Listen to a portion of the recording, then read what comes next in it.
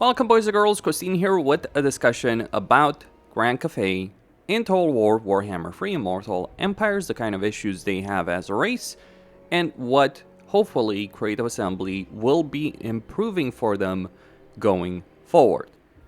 Cathay, I think, suffers more so than other races due to the endgame issue that is prevalent in Warhammer 3. And it is an endgame issue that a lot more people are talking about these days on various social media platforms. And hopefully Creative Assembly will be looking to improve that situation. I think there's all kinds of things they could do, though I certainly hope they don't just follow what people are talking on social media and come up with interesting ways as opposed to just like, oh, make construction slower, reduce growth, casualty replenishment, all that. Those things don't work. They've been tried.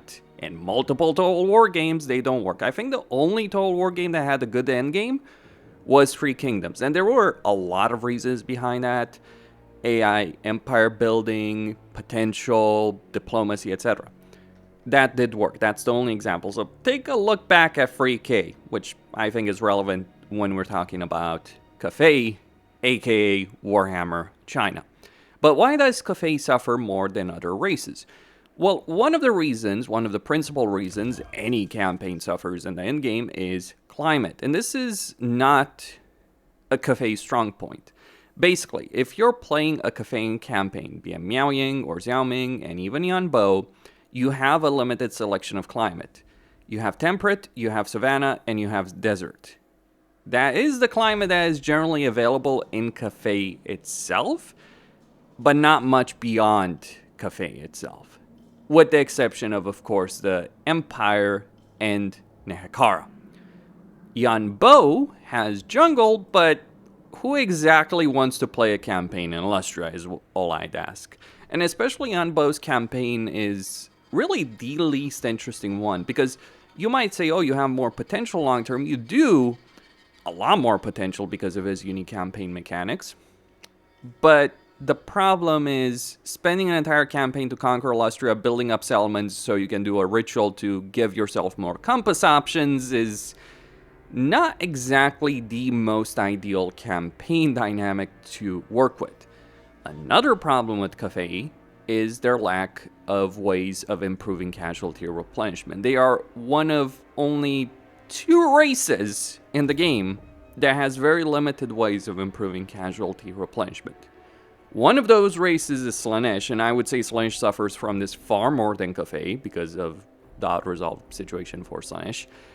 But Cathay in itself suffers as well. They have no hero to do so, and really the only way you're really going to improve casualty replenishment, with the exception of a couple of structures which you don't build for the sake of casualty replenishment anyway, and you're not going to use them when you're on the front line, but the main way you're improving casualty replenishment is up to 10% through the whooshing compass, which means the whooshing compass in itself is rather pointless, because what's the value proposition in having choices with the whooshing compass if 1 or 2 at most with Celestial Lake are the only ones worth it? You kind of want to switch it around between Celestial Lake and Great Bastion just to get that control in all regions, but that's it. That is the problem. And yes, the whooshing compass does feel rather pointless to use as a system. Then there's other things. Their unit recruitment, their research tree, the kind of obvious things that should be improved on in a rework. And I do expect at least 1 or 2 Cathay and DLCs to come in the future. I think Creative Assembly has a contract to introduce all the dragons, so Yin Yin and Fire Dragon specifically. And we are very likely going to get the Monkey King. When exactly, that remains to be seen. But research tree and structures are an obvious issue with a lot of races. The problem for Cathay is their unit variety.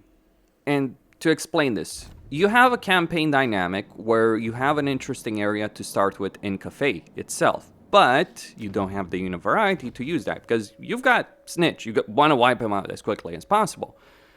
So while Cathay does have a very varied roster, artillery, cavalry, flying units, flying artillery units, monstrous units, really good infantry, really good range units, you don't really use those in a campaign at any real point when it's relevant. And by the time you can get this recruitment, even tier 3, you're in a situation where you've long since won your campaign. Cathay doesn't have the best growth in the game. You can improve it if you go fully in, but there's a downside in that, whereas other races just have far better growth, commandments for growth structures.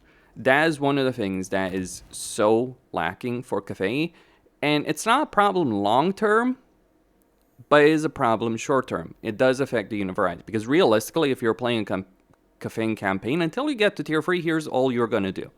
You're going to get Jade Warriors and Jade Warrior Crossbowmen. There's no reason whatsoever to bother with anything else. Yes, some Nangao Grenadiers and Iron Hail Gunners could be worth it, but just get more Crossbowmen. They're generally going to be more effective, and you won't have to spend a building slot that you don't even have to spend.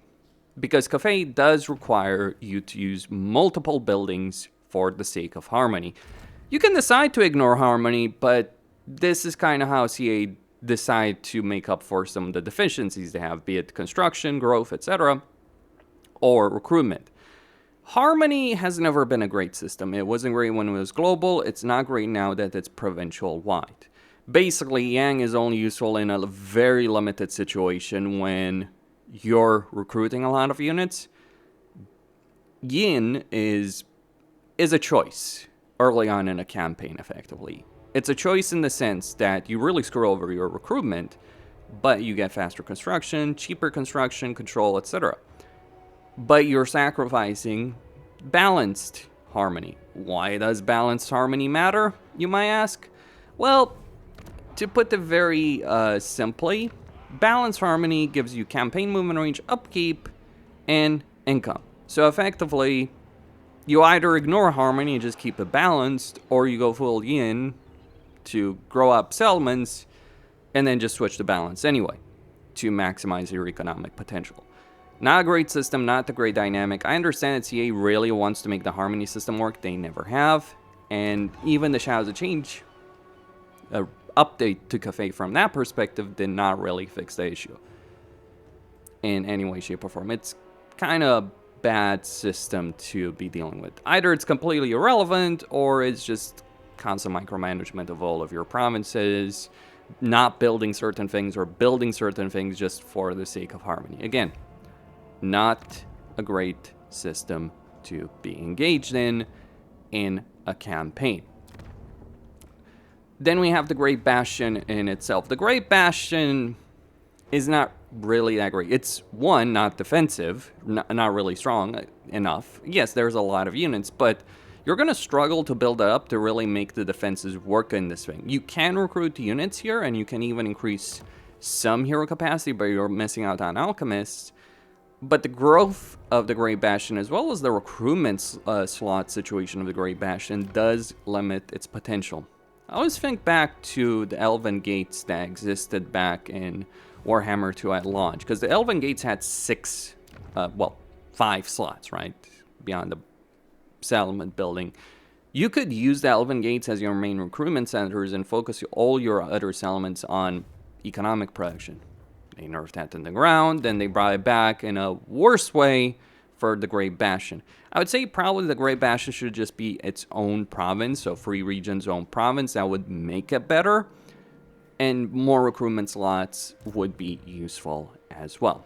Also, the constant invasions of the Great Bastion are just an XP farm, and once you do secure it one way or another, you're in a position in the campaign where you're never going to struggle in any way, shape, or form. So you're not going to be challenged. Factions to your west, sure, you might get invaded by Grimgor or Gorst at certain points, but that's, generally speaking, going to be very, very unlikely. So you've got an early game that can go sideways, Snitch, largely because of Snitch, to a degree Low-Kier, a very small degree Low-Kier. But once you overcome that, there's nothing else to deal with regards to a Cathayan campaign. You do have a fairly easy way of confederating minor factions of Cathay, but confederating major factions can end up feeling a bit annoying, to say the least, in a campaign playing as Cathay.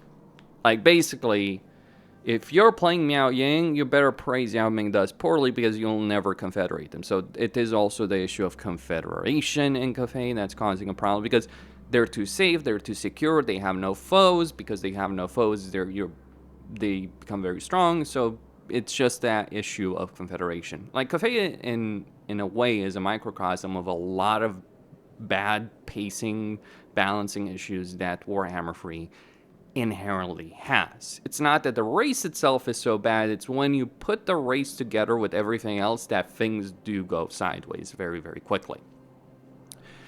Then there are the caravans. Now, caravans can give you certain things, but the system just feels kind of whatever. Like, either you're able to send caravans and they make it to their destination. Never mind that you might be forced to fight certain battles manually. Yeah, you'll win it with ease because, like, oh, 3 Gnoblars and an Ogre. That's really difficult. No, that will be over in 20 seconds. Or they're useless because they don't give you enough money, especially later on in the campaign. It gives you money early on. You know, Xiao Ming with an extra caravan, pretty useful from the beginning. But later on, it just, becomes a way of getting items, I suppose, but the money itself becomes irrelevant very quickly. Now, I don't have the most amount of money here in this campaign, but I also have 4 armies, and I've been focused heavily on getting my settlements to a higher level rather than just focusing purely on buffing my economy, because I could have just ignored getting to higher level settlements and focused purely on economic potential, and I would be swimming in gold right now in this campaign. So those kind of issues do play a role in a Cathay campaign, and not really a great dynamic that you are dealing with as a player. So I think that's something CA should improve. Like, make the caravans more exciting. I don't think they work that great in a lot of ways for casters, or at least there's more choices there. Castor caravans stay useful and relevant throughout the entire campaign, but even if it's just a way to dump your extra armaments onto a faction and get laborers or gold, or trading gold for laborers, those kind of benefits. Whereas with Cathay, you get some money and you get items. You do get a lot of items in a Cathay campaign, to be sure, more so than other factions, especially if you're looking at Xiao Ming with his faction effect. With some of his benefits in terms of with some of the potential here with magic item drop chance increased by 100% as a Lord effect, you do get some benefits in that respect, so you can run around with a lot of items, but again, you're just really powerful, very safe, very secure, and you don't have anything worthwhile to do with all the awesome stuff that Cathay has. I would like a campaign where I have to use the entire roster of Cathay to get going. I would like a campaign where, things like Terracotta Sentinels are the mainstay of my armies, and I'm actually having to fight something that can put up a fight against that. But by the time you get there, nothing can. And I do hope CA improves that overall. That's all I had to say. Christine signing out. Stay tuned for more.